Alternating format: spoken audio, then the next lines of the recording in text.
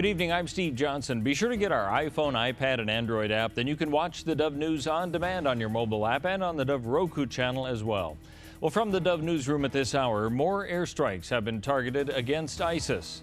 The U.S. military says the American-led coalition has carried out 6 airstrikes against Islamic State militants in northern Syria since yesterday, destroying 4 armed vehicles, damaging a tank, and killing a number of Islamic State fighters. However, Kurdish forces defending the town of Kobani near the Turkish border are outgunned and struggling to repel the extremists. Turkey's president says the town is likely to fall to the militants.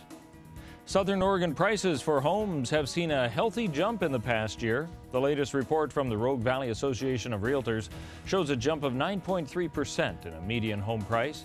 Now, a similar trend last year at the same time saw an increase of 7.2%.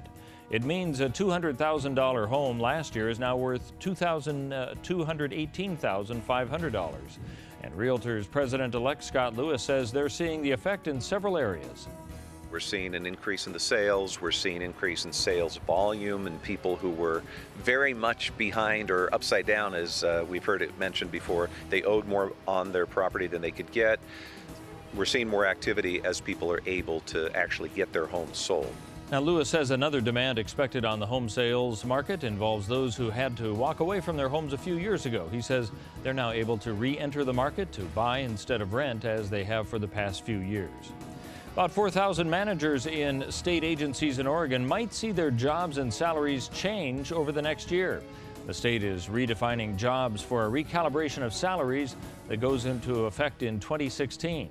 The director of the Department of Administrative Services, Michael Jordan, says the goal is to have managerial positions that are consistent across state government.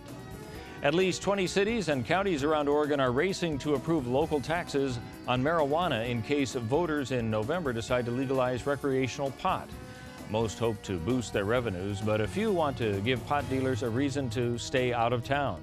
The idea came to Ashland City Administrator David Canner last February, and it was approved by the City Council in August. Canner estimates that the 10% tax on recreational marijuana could raise nearly $1 million a year, much of it from tourists. Let's take a look now at what we can expect on the weather scene, brought to you by Grange Co-op. For Northern California, clear skies tonight, a low of 46. Sunny tomorrow, the high of 82, 79 expected on Thursday. As we move into the Klamath Basin, clear skies tonight, low of 42. Sunny tomorrow, the high of 77. A few clouds coming in on Thursday with a high of 75. Heading along the Oregon coast, partly cloudy tonight, low of 54. Mostly sunny tomorrow and Thursday with the highs in the mid-60s. As we move into the Central Oregon area bend, clear skies tonight, a low of 48 degrees, and then sunny and warm tomorrow, high of 76, dropping 2 degrees on Thursday. And for Southern Oregon, in the Medford, Grants Pass, and Ashland area, clear tonight, low of 50 degrees. Warm tomorrow and sunny with a high of 84, then cooling a few degrees to 81, with the lows both days, all three tonight and Wednesday night and Thursday night, in the lower 50s. That's a look at news and weather. You're up to date here on the Dove.